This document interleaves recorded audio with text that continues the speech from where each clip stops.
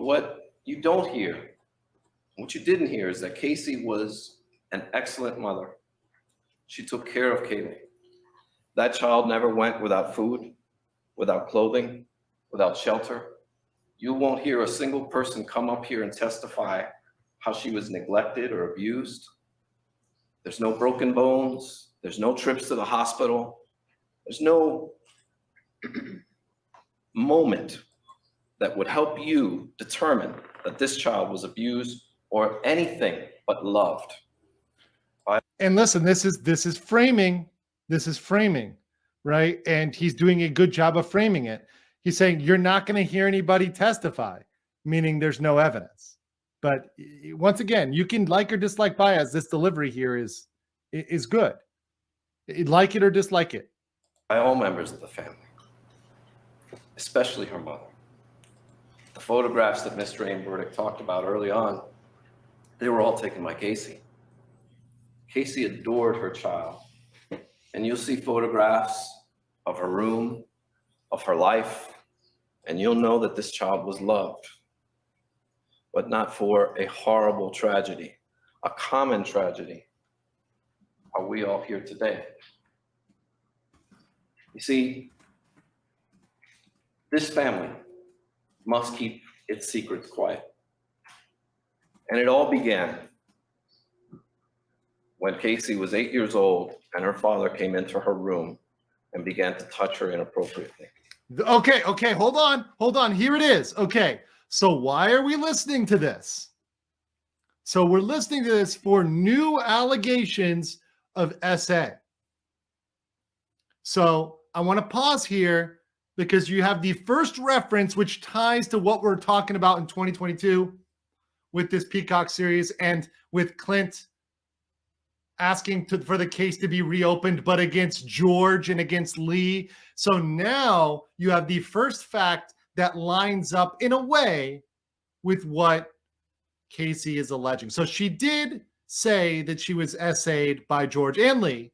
So we have the first statement, which sort of lines up, which is that there's an allegation in the defense that Casey was being touched inappropriately by the dad. So that's the first thing that we have that lines up. And I want to bring that up because this is, once again, we're tying it together. How is it the same? How's it different? This is a small similarity. Let's continue. And it escalated. And it escalated. And look at the dad while he's talking. I mean, he's obviously not happy about this. I mean, this is the worst thing to accuse a father of. What does a sex abuse survivor look like? They wear a scarlet letter. They have a tattoo on their forehead. We could all be sitting next to a person who's a sex abuse survivor and never even know it. These things. So this is, and remember, this is before Me Too. This is before Me Too. So this is the line that, oh, everybody is a victim. You're sitting in a room, and this is based on the statistic, which has actually been disproved, that 25% of people are victims. That statistic has been debunked. But saying, oh, well, there's all these people, they could be, you don't know. So because you don't know, because it's a thing, we're gonna say in this case this was a thing. Things are kept quiet, and these ugly secrets slowly will come out through this trial. A little bit of a sign here, a sign there, a sign here. And you'll be able to know and see what makes Casey Anthony behave the way she does. Why did she act as if nothing was wrong? She didn't run. She didn't move to California, New York, and say to her parents, sorry, you're never going to see your granddaughter again. That's the easiest thing to do. Instead, she acted as if it never happened. It never even happened. You hear stories of this Zanny the nanny. It's true. For 2 years, she pretended she had a job and pretended she had a nanny. Is that normal? Is that what normal people do? They get dressed up. They pretend that they're going to work. They have fake emails from work. Well, there was a reason behind. So here's the thing. Like, I will say this for Baez. This is called getting ahead of bad facts. So when you have bad facts, you got to own it and get ahead of it. Because if you let them write the narrative, you're off. But he is painting a very clear narrative of, okay, here's the reason why she would have lied. Because she's not normal. She's an SA victim. Now, of course, the alternative explanation is she's not normal. She's a pathological liar. In this, something's not right here. And anything Casey could do to protect her child, she did, including living a lie, making up a nanny, making up a job. That's what Casey had to do to live.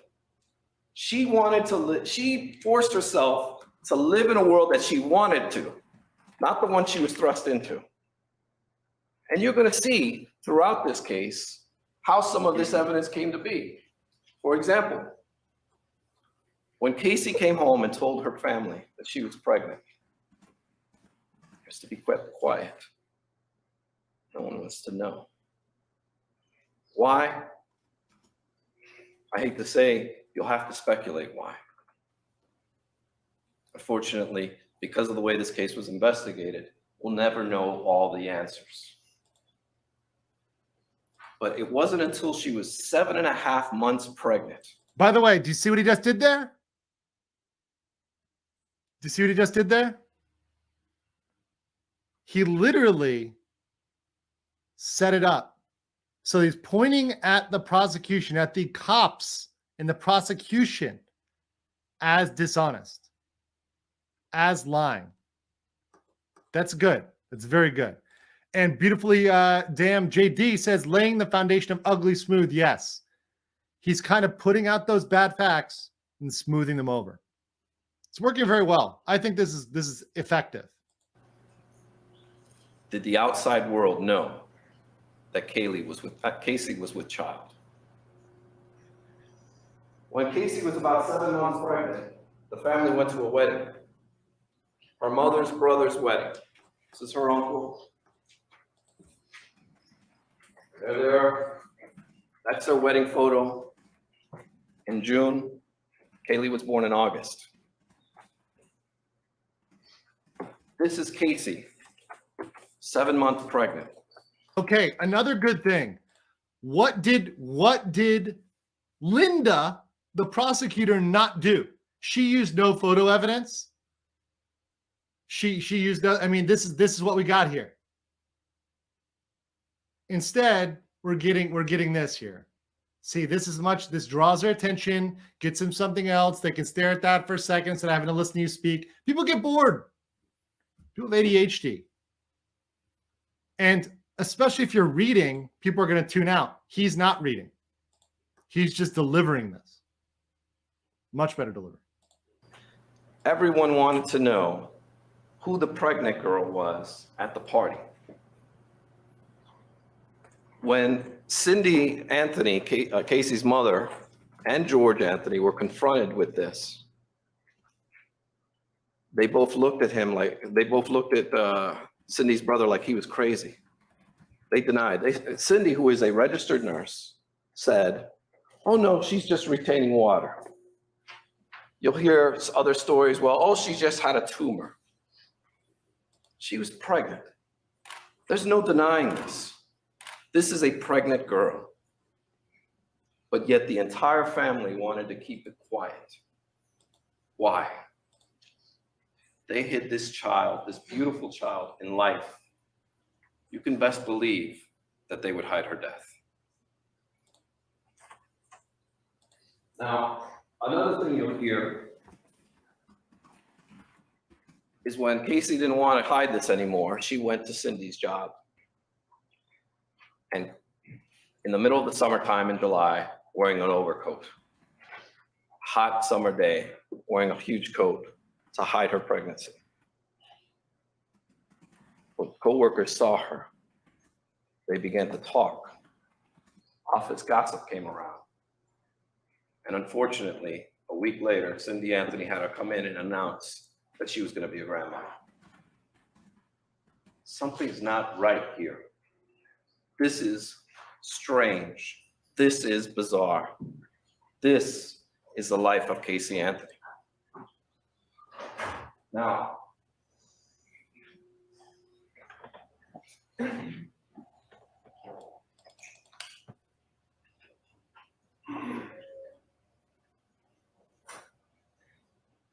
as this case was being investigated, this all came to light.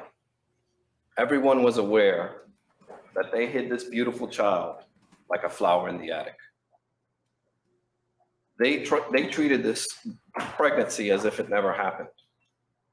Police got to be a little suspicious, and you'll hear evidence that Casey has a brother, and he too wanted to follow in his father's footsteps. And on certain occasions when he was a teenager, he attempted to also touch his sister, although it didn't go as far. It got so bad that the FBI did a paternity test to see if he was Kaylee's father. And when he was confronted with this information, he didn't deny it. He said, "We'll talk about it when the time is right." Well, the time is now. The time is now to try and save his sister's life, but yet these secrets, these family secrets still remain locked. You're going to hear all kinds of bizarre family behavior that just doesn't make sense. How parents should stand by their child, but instead are throwing them under the bus, making bizarre statements and accusations. And that's what this case is going to be about. You're going to hear all kinds of interesting behavior from all parties, not just Casey. And once you see some of this behavior, you'll realize that the apple doesn't fall very far from the tree. Oh, there we go. Okay, so this is more of painting it like Casey is a product of George. So it does kind of tie in, but not entirely. But it's putting the family on trial, even though they're not on trial. They're not the defendants. It's putting George and Cindy in the seat. More George, really, in the seat. You can see that's part of his strategy here. We are what we are because of who brought us into this world and how we were raised. Casey was raised to lie. This child, who at 8 years old, learned to lie immediately. She could be 13 years old, have her father's penis in her mouth, and then go to school and play with the other kids as if nothing ever happened.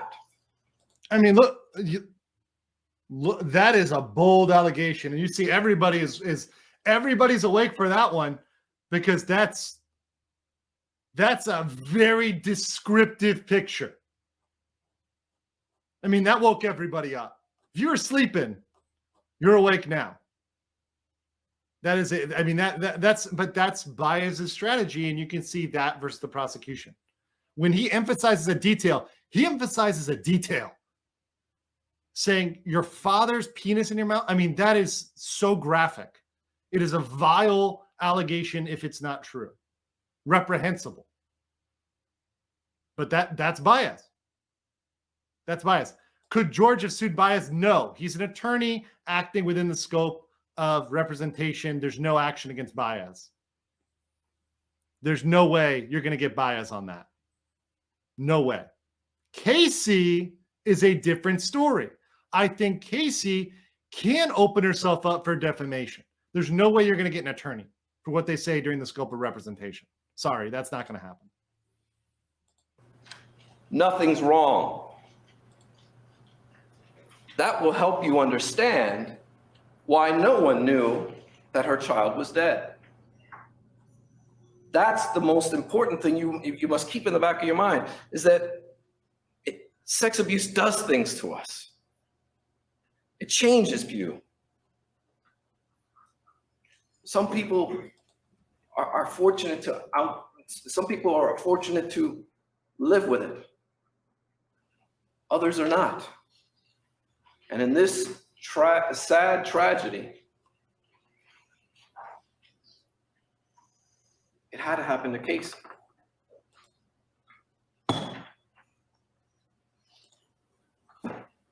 Yeah, and this is a good one. The use of flowers in the attic was a great little shot too about the essay. Yes. Yes. The little zings. And once again, if you're going to have details you're going to emphasize the ones you want them to remember. On June 16th, 2008, Casey was home with Kaylee, and so was her father. Early morning hours, the exact time is not known. It could have been early afternoon, early morning. Actually, it was the early morning hours. George Anthony approached Casey and started yelling at her, "Where's Kaylee? Where's Kaylee?" They began to search the house. They couldn't find her. They searched in the bedroom. They searched under the beds, in the closets, in the garage. Then they went outside.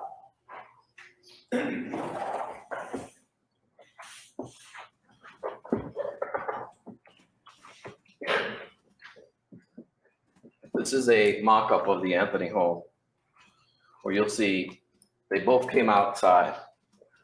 Casey came around to the left of the house. George went that way towards the pool. They have an above-ground pool with a ladder. And we'll talk about the pool and the ladder in just a moment. But what happened next is, as soon as Casey came around this corner and went back, she saw George Anthony holding Kaylee in his arms. And once again, this is a good strategy. Bring out the demonstrable. Get them something to look at. Get them what you want to look at. Get a timeline. Get the dates. See the calendar here? He's got something for them to look at. This is something more engaging than staring at this woman in a red dress, in a red suit, reading off a piece of paper for an hour and 40 minutes. That is literally sedative. This is actually something you can engage with mentally. You can process. It's a better trial strategy. She immediately grabbed Kaylee and began to cry and cry and cry. And shortly thereafter, George began to yell at her, "Look what you've done! Your mother will never forgive you, and you will go to jail for child neglect for the rest of your freaking life." That's how you get animated, people. You do it like that, just like that. She cried and cried and asked for her father's help. And it was shortly thereafter that George did help. It's at this moment that Casey should have been stronger. Casey should have called 911. Casey should have done the right thing. And that's what she's guilty of. She's not guilty of murder. This is not a murder case. This is not a manslaughter case. This is a sad, tragic accident that snowballed out of control. Her death was covered up. Why did George do this? Why didn't he call 911? Again, if the investigation had gone in a different direction, maybe we'd have the answers to those questions, but unfortunately we don't.